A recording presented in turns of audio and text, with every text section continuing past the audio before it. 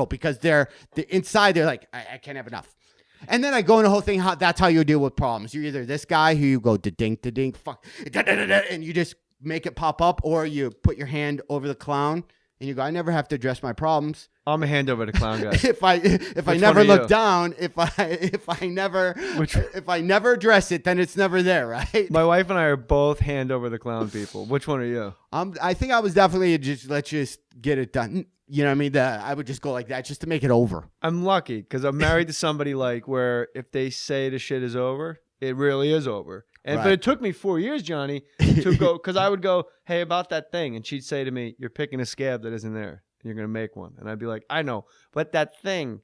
Right. And I would just keep going back, and then eventually, like, it would fall apart in my hands, like holding a dove, and you wind up just crushing its ribs, and you're like, "Oh, it was so nice." So I'm hand over the lid guy. I'm bringing it to real life and bringing everybody down. Yeah. But you're like, let's just get it out because you're going to simmer and keep wiping peanut butter off a butter knife lady. Yeah. And also with the crowd, too, it probably the only advice I ever give young guys. Are you going to say audiences? Audiences. Only I look at audiences. Let me tell you people something tonight. Listen, learning that. Here's what I want you to do. Is I never ask the crowd a question. Right. And it's probably the only other. You guys watching Duck Dynasty? You guys watching the Duck Dynasty? Here's my bit about Duck Dynasty I was going to do, whether you said yes or no anyway.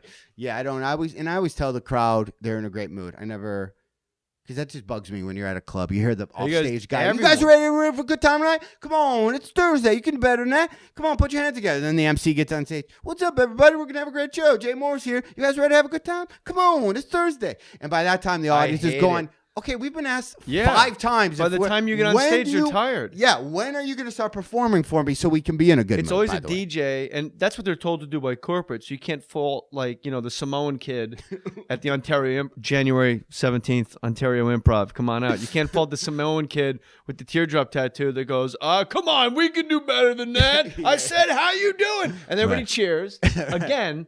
And then he goes, that's more like it. Your headliner, Jay Mohr. And everybody goes crazy in theory.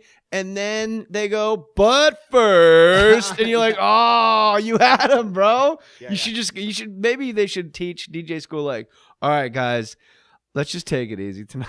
Yeah. Let's ease into this. You said about your, two requests I have. Stuff, when people go, you guys ready to make some noise? That bugs me because, like, no, we're not ready to make noise. We're ready to laugh. Yeah. Use laugh instead of noise. I don't know. Everybody goes up on stage. Make a noise. You are the Mabel. I have 2 requests. First of all right, here's my first request because the second question you'll expound upon, hopefully. My request is when you do the Jack in the Box, if you do, but you'll do it, in Jack in the Box in D.C., I want you to get to the point where the clown pops out, and I want you to do a second verse. Did you do like that's what I do sometimes. Yeah. Oh, you do? And then right where you think I it's... just want you to do it for like 4 to 5 times. Yeah. And then I'll go, just depending on the... And then later on, I call it back about like it's Andy Kaufman. That's your hour. I thought we were making noise tonight. Yeah, I thought. Have you ever said, remember your dad's face the night before vacation? And then have you ever tried to make different faces and realized this doesn't work? Have you? You know what? Let me take that away. Strike that from the record. Right. Have you ever tried to make a dad face just to see how it would play out? I think sometimes I say, that big dad vein, but that's as far. But you never make a face. No. That's like a really cool way of doing comedy, John. Like it's kind of like Bill Murray in Lost in Translation. He doesn't really he does a lot of acting, but a lot of it, he's just sort of staring at the wall opposite camera. And you're like, wow, he's really thinking shit through, man. No, he's just staring at a wall because they said, we need a shot of you looking at the wall. There's no case study. I have no way to prove anything that I'm saying. But like I said, if it makes me feel like, I'm going to try this tonight on stage, that makes that show a little bit more exciting for me, which then is better for everybody. Like I said, everything I'm saying could be magic and has but I'll do this. But are you going to the DC Improv? Right? Or Yeah, okay. Are you headlining? Yes. That's your case study. That's true. So you do overthink stuff, but you overthink stuff, but you're the only one that it's to the detriment of. Thank God you don't think yourself out of these headlining gigs because the audience gets the end result. Like you probably just come to the conclusion that you had when you started. Right, exactly. I do. You think for 3 days and go, fuck it, man. I'm just gonna go up there and have a good time. yeah, and then somewhere it's in the back of your head. But I do that too with when I talk about music, I go, everybody has a song that when they think about just puts them in a great mood. They're just like, yes, this is just. What did I just do? You start thinking about the song, and what did I do? You start smiling. I'm sitting here smiling, but I'm not at your show. And the I'm deal sitting is here just having a good time. When I'm saying that is because there's a hack one and there's like the real one. There's like, Can't You Hear Me Knocking by the Stones, where you're like, fuck yeah. And then, of course, it's like anything, Don't Stop Believing by Journey, where you're like, it's so funny when that comes out. And then, but I didn't say anything. Like, right. So then I will watch as I'm saying that, and then, I'll do the bit that's leading up to, and then I'll look at the crowd, and I'll see postures change. You really should charge less people like this for your show because they're doing all the work. Yeah, that's true. If you think about it. Hey, guys. Hey, I've been watching right now. Pull out a piece of paper. I want you to write 5 things that bug you about your wife. Write those down. I've been watching Duck Dynasty. Now just think about that for a second. Think about how weird they are, right? Think of the funniest episode of Duck Dynasty. And just all right, moving on. All right, pencils down, please. I just have like shit. Do you and Reeb have commercials on your podcast? No, we have no sponsors. You can get an Amazon link. And we have that, and we tell people you to go do? to our See? thing, but we don't plug it as well as you. Like right now, this person says, today was a $130 day of vitamins, weather station transmitter, some cookbooks by a fake TV rancher lady, and motion-activated LED spotlights. I'm loving the show. Just wish I had more time to listen. I saw the thing somebody bought. Hold on, I got to say the name. Kyle Meyer bought those things. Do you know fake TV rancher ladies? No. What about weather station? Why would you need a weather station transmitter? You're an outdoorsy guy. I don't know why you would need one. Kyle Meyer. I thought about buying a pool one. Doomsday prepping. That is doomsday prepping. Vitamins. I'm going to live on vitamins. Ranch, fake ranch cookbook lady. Yeah. Maybe he's going to eat the pages. All right, well, that's your shout out. Go to the Amazon, jmohr.com, click the Amazon banner. John Heffron, go. I saw somebody bought a seat heater for you on Amazon. Oh, so she could. So but on yours, I don't know. Yeah, the guy could warm his balls, right? Yeah, but that's his wife could warm her buttock and clamp her balls. Matty Boy's hot. You gotta keep. Yeah, we don't have any sponsors on ours, and I spend a lot of time on sweepers. I really like that 80s style of a lot of sweepers put together and imaging and stuff like that. One of the sweepers is what? What is like in the beginning? I'll go. I wish we could just isolate that at the very end of the show. What? Elements such as a voiceover, music, or sound effect that bridges 2 songs together or creates a transition from commercials back to music. Yeah, I mean, it's exactly what he said. Somebody just got back from his fucking nerd convention. Was it World of Warcraft store closed? He started to go to Sweeper Town. We have some good ones, and there's a website where people do stuff for $5. And so I'll go there and I'll have people write jingles and stuff. And then for Heffron and Reap? Yeah. And I put it within. So we have So you are actually working. So this is work you do for your podcast.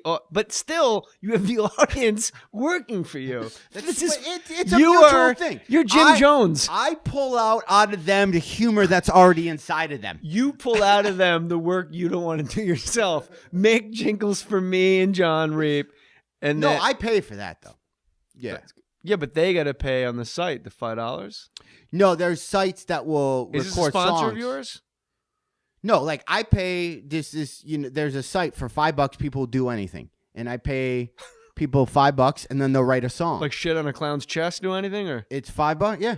But my listeners don't have to pay anything. Can you make a business card at Vistaprint? Probably not as well. What if it's Mr. Kerr in Detroit taking a shit on a clown's chest? Chicago. Let me finish. Yeah. Let Mr. Kerr from Chicago shit on a Detroit clown's chest on a business card. Could he do that on that site? Sorry, he could put it up there if people would pay for it, yeah. And then you cherry pick the ones that are good for the show. It's interactive. Then they send it to me, so I pay. So whether it sucks or not. No, I'm complimenting the fact that your podcast is very interactive, where people then can hear their jingles that you're not stealing. This is a relationship you have with your fans. This is a cool thing. Fans don't do anything with the jingles. You lost me. Then I don't know what you're talking about. Yeah, they just get the benefit of hearing. Maddie, what's a sweeper? Yeah, there we go. I thought it was a coat that went down to the floor like a cool guy. There's a website that. Small dog. Yeah. Very furry small dog. Furry small dog sweep. So this guy's very knowledgeable. Well, what do you think? The tech guys grow on trees? Yeah. At least he's Explain this again to me. Okay. How did we get to it? right? That it's not our website, but there's a website. It's called Fiverr that people just list what they'll do for $5, and then you go there. And if you want promos, you hit promo, and then somebody goes, I will sing a song to you in a British voice for $5. And then you'll type, hey, sing about heffronandreap.com. And here's $5 through PayPal. And then 2 days later, your order is complete, and there'll be some jingle written for $5. I like Heffron and Reap. Yeah. You should not. That is amazing. You should see all the stuff that I get done. Why don't you get them to like paint your house? Well, I guess you probably could. Hey, I could sing a song in a British accent. Great. Here's $55. Paint my fence in a British accent while you sing Heffron and Reap. We did that. My stepdaughter had her boyfriend over, and I said, listen, I'll pay you some money to do some stuff. So all week I've just been thinking of random stuff. How old's the kid? He's 18. How about you pay him to put a foot in his fucking ass? Yeah, listen. And say, don't think for a fucking second you're touching this kid under my roof. Pay him to vote. I had random, I guess, subject change since Dave Kerr is listening to this. I had a buddy ask me if I would fight. This is, like I said, nothing to do with anything we're talking about. A buddy asked me if I would ever fight Danny Bonaducci. It's kind of a scruples question for you guys. As just a joke. Bonaducci gave me a concussion maybe 15, 20 years ago. But got me... Whoa. Back it up. Let's you hit the clutch up and to the left on your modern cars. All right. Oh, that's first gear. Back, right and backwards. Reverse that. Fuck it. Go back and tell the story. The Danny story? On a Volkswagen, it's left and up. Yeah, you're like. Any German car is left and up. Thank you. 15 years ago, Danny Bonaducci gave me a concussion. Anyway. No, wait a minute. That's a big fill in the blanks there. Bullet pointing, we were doing radio together in Detroit. We had Janet Jackson on. He said something wrong, messed up some stuff, started choking out our producer. Literally choking, was trying to kill the kid. He can actually, I mean, when you're a redheaded... This is pre-roided Danny. Right, but he's still a redheaded child actor. You can't teach anger. Oh, he's scar tissue. He's got that evil thing in him. He would kill you. Hands down, he would kill you. Me specifically, or the editorial you? Everybody you? No, he would kill anybody. Okay. I thought you were trying to like send me a message. No, he will kill you if we keep talking about it. So he's pulling off the producer. I grab him. I try to protect the producer as we're still interviewing Janet Jackson. So I'm over here grabbing Danny, and then I would whip to the mic and go, so what was it like growing up with all those brothers? And then I'd be back over here trying to get Danny off the producer. So I got hit during the scuffle. I leave. I go home. My girlfriend at the time said, why'd you buy a VCR? I said, I didn't buy a VCR. She goes, yeah, there's a VCR on the table. I go, I don't know who brought that. We looked. It was my signature. I didn't recall any of this. I left the station, bought a VCR, went home. And this was back in the 90s where people bought DVD players. So I actually went backwards in technology.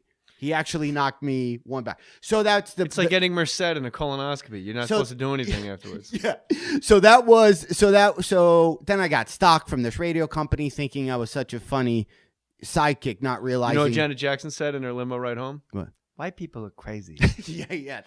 They be tripping. White boys be tripping. I remember asking her during that what Pop-Tart she eats. That was my question to her. Those are good questions. I like those kind of questions. She said that, and then my next thing I go, what CD is underneath your seat of your car right now? And I'll never forget, she says, big pun. So anyway. So you ain't even in me class, huh? Love big pun. So that You know what? It just made me just like Janet Jackson more. All 5 foot of her. So Danny afterwards buys me sparring gear, headgear, blah, blah, blah, boxing gloves, and got me boxing lessons. So he's like, that's me and you, we're going to spar. Hey, I don't want to fuck you up anymore. Take these boxing lessons, make it a fair That's exactly fight. why. Hands down, he wanted me to be a better fighter so he could fight me after every show, just working out wise. Yeah. It's kind of the best fuck you I've ever heard. Like, you just beat somebody's ass and then just in a box. It goes...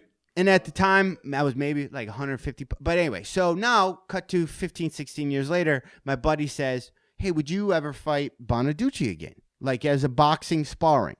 Wait, when was the question posed? The hypothetical question was posed? 3 weeks ago. All right. So And I go, well, one, nobody would care, but you can do better than that. Come on, put your hands together. Then the MC gets on stage. What's up, everybody? We're gonna have a great show. Jay Mohr's here. You guys ready to have a good time? Come on, it's Thursday. And by that time, the audience is going, okay, we've been asked 5 times. By the time you get on stage, you're tired. Yeah, when are you going to start performing for me so we can be in a good mood? It's always a DJ, and that's what they're told to do by corporate. So you can't fault, like, the Samoan kid at the January 17th Ontario Improv. Because they're inside, they're like, I can't have enough. And then I go in the whole thing, that's how you deal with problems. You're either this guy who you go da-dink, fuck, da-da-da-da, and you just make it pop up, or you put your hand over the clown.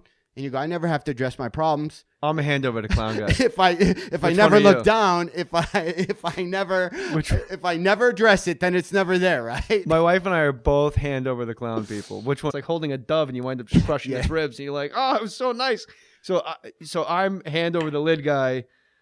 I'm bringing it to real life and bringing everybody down. But you're like, let's just get it out because you're going to simmer and keep wiping peanut butter off a butter knife lady. Yeah. And also with the crowd too, probably the only advice I ever give young guys. Are you going to say audiences? Audiences. Only I look at audiences. Let me tell you people something in there. Listen, I think I was definitely let's just get it done. You know what I mean? I would just go like that just to make it over. I'm lucky because I'm married to somebody like where if they say the shit is over, it really is over. But it took me 4 years, Johnny, to go because I would go, hey, about that thing. And she'd say to me, you're picking a scab that isn't there. And you're going to make one. And I'd be like, I know. But that thing.